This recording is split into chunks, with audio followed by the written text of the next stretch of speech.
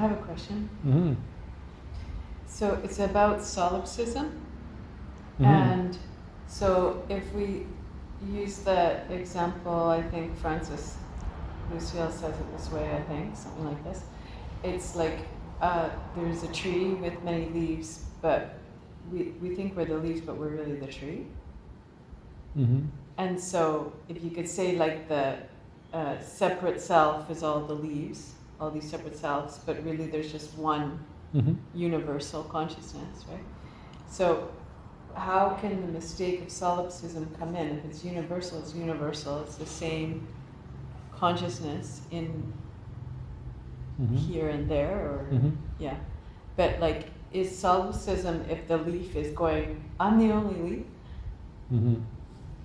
So,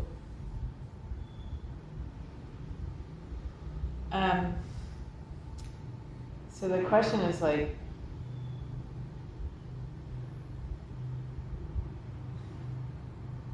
okay, that's the problem I have. The question always disappears. Well, solipsism is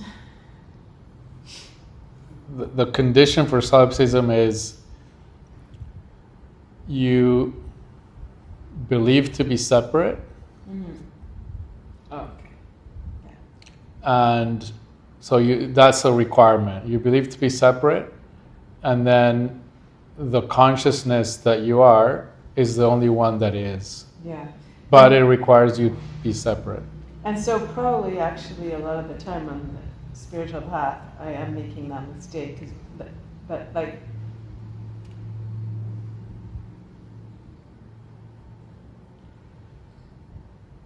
as soon as you're in thought and you think you're not in thought.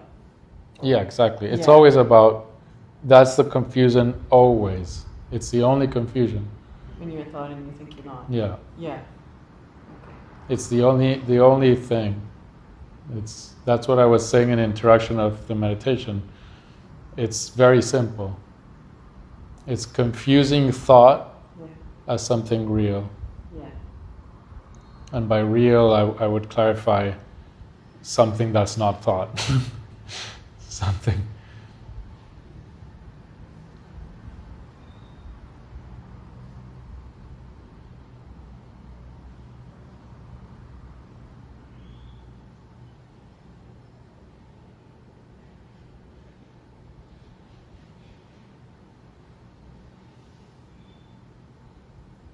And it's easy for us to see thoughts as thoughts when they're not close to that sense of separation. But when we start getting close to that sense of separation, we no longer realize we're relating to thought. We experience it as I'm relating to the reality of what I am, whereas in fact I'm relating to thoughts. The world of me. The person. And there's nothing wrong with me, the person, as long as I'm aware that it's a thought.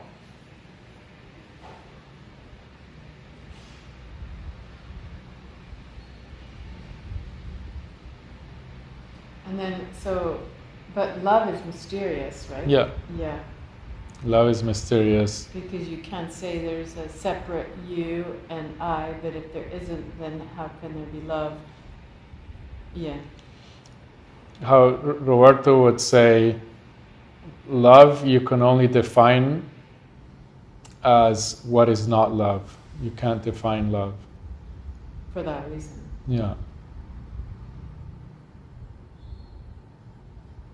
It's the same for, the Tao Te Ching of Lao Tzu. It's translated as the Tao that is spoken is not the true Tao or the Tao.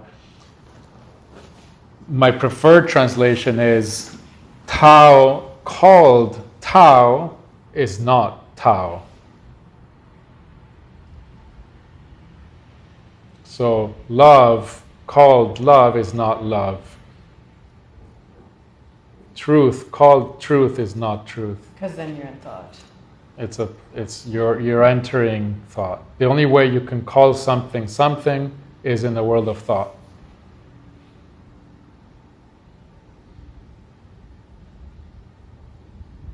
It reminds me, like, I used to have a really hard time getting up in the morning when I was young, and I would be dreaming that I was awake, and then So this is you're talking about yesterday? very young. Oh, very young. Yeah. Okay. And I was like, so I'd be dreaming I was awake, and then I'd be like, fuck, like, how do I get out of this? Like, I don't know if I'm awake or asleep. And then I suddenly one day realized, like, if you're asking yourself the question, you're asleep. Interesting. Yeah. When something's so obvious, it's so confusing. It's because you're lost in thought. Yeah. Mm-hmm.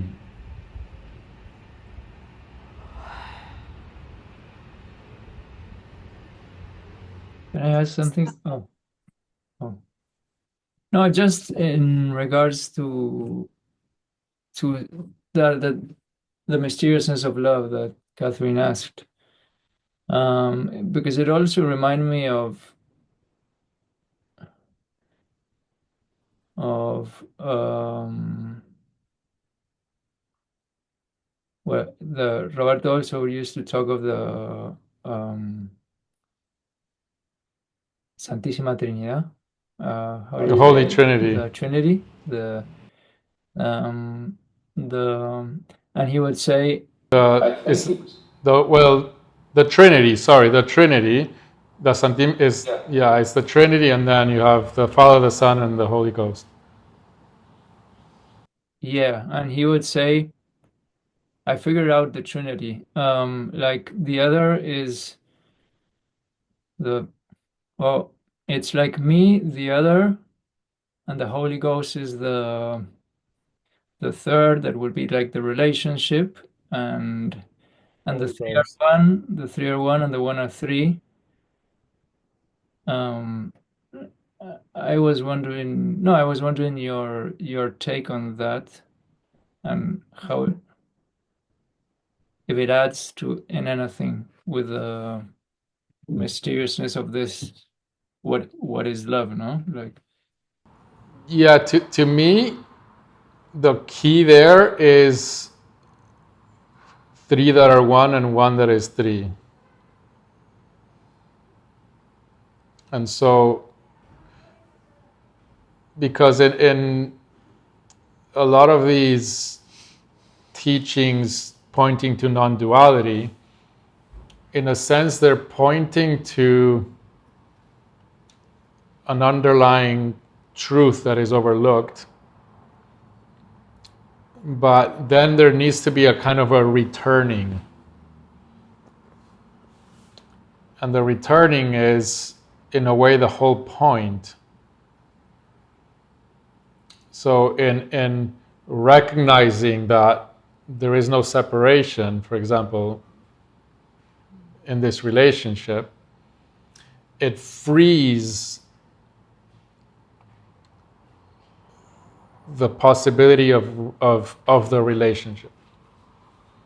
So to see that in a sense there is no relationship,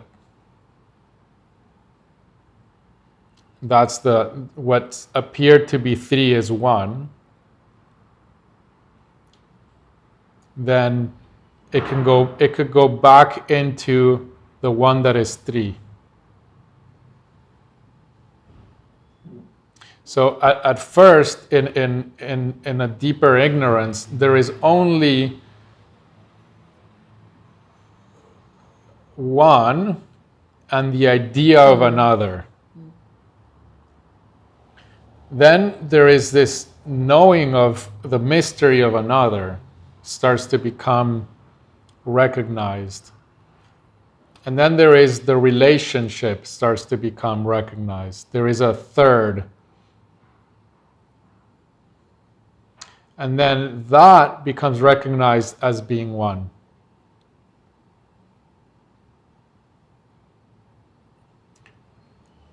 But it doesn't stop there. From there, it frees in the sense of freeing up, bringing freedom to go back into the one that is three.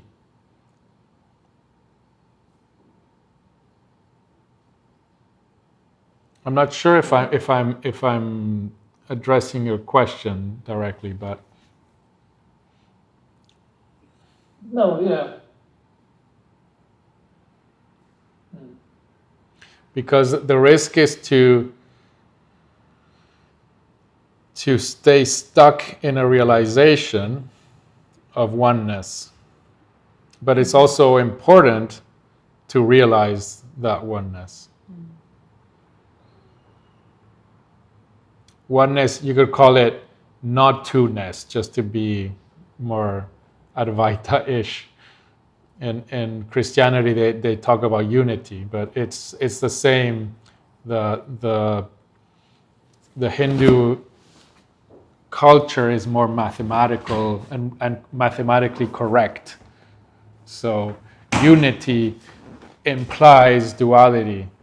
If there is one, there must be two. You have to go from 0 to 1, so then you have two. It's just the semantic, logical expression. Whereas in Advaita, they say not two, because they know if you say one, it is implying two. But in my interpretation, unity and non-duality are the same pointing, just in a different tradition. Yeah. Now, the recognition of unity, I and the Father are one, that can become an attachment.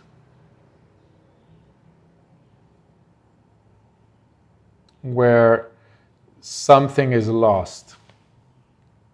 And there's a different kind of confusion where there's a greater freedom in the recognition of the unity or the non-duality, the non-separation, and then in a sense going back to the Trinity, to the relationship. So the relationship is freed.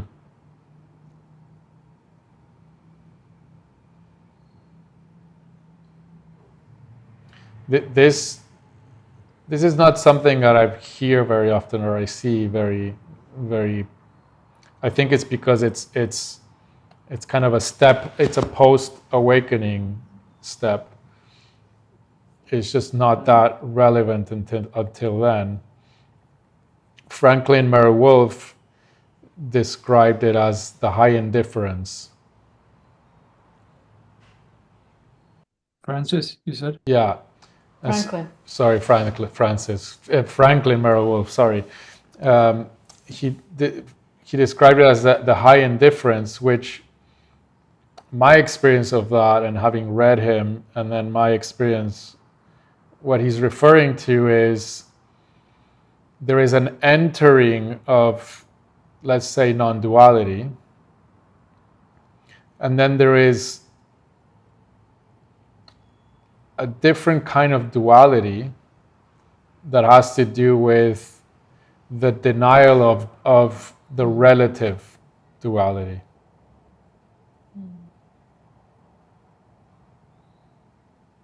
And the high indifference is because the non-duality is the nature of everything, I no longer need to abide in that. I can abandon it completely and be completely indifferent to it because it's everything everywhere. And so now I am free to live only and fully in the relative.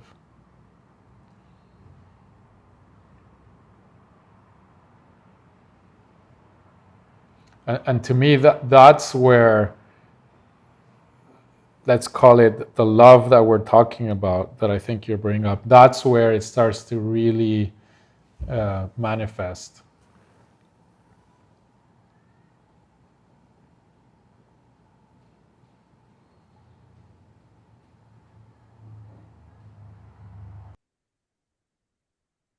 It sounds like it's all beyond the mind. It sounds like it's the first step, is a recognition beyond the mind, but then you have to kind of keep beyond the mind, because you can go back to the mind and kind of like understand, take it to the level of the mind, the unity you've seen, and Yes, you're right, because it's when the duality hides in subtle thoughts. And this is very common. There's a lot of people who have a real awakening and get stuck in a subtle duality. And you will see it if there is a rejection of the relative. And not to. Yeah. If there's like an emphatic rejection of everything that's the relative.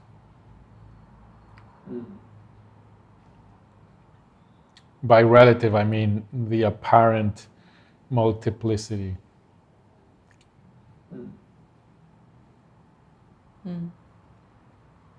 But when the apparent multiplicity is celebrated, that's the true freedom.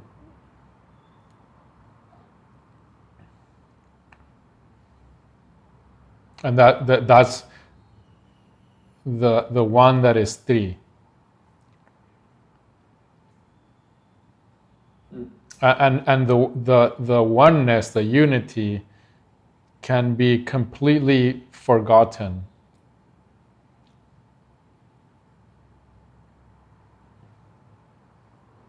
It's no longer important or relevant because it's everything. It's everywhere. It no longer needs to be highlighted, considered, thought of. It can be talked about when it's in a relationship where there's some clarifying that's invited.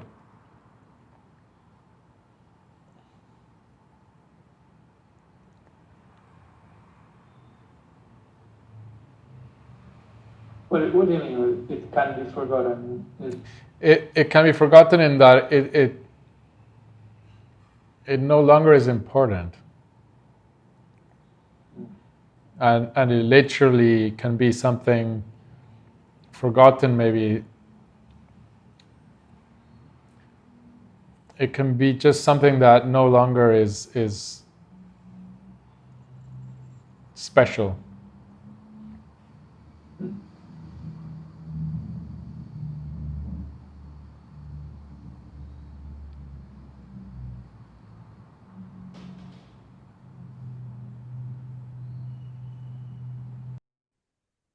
Yeah, that's good. Thanks. You're welcome, Julian.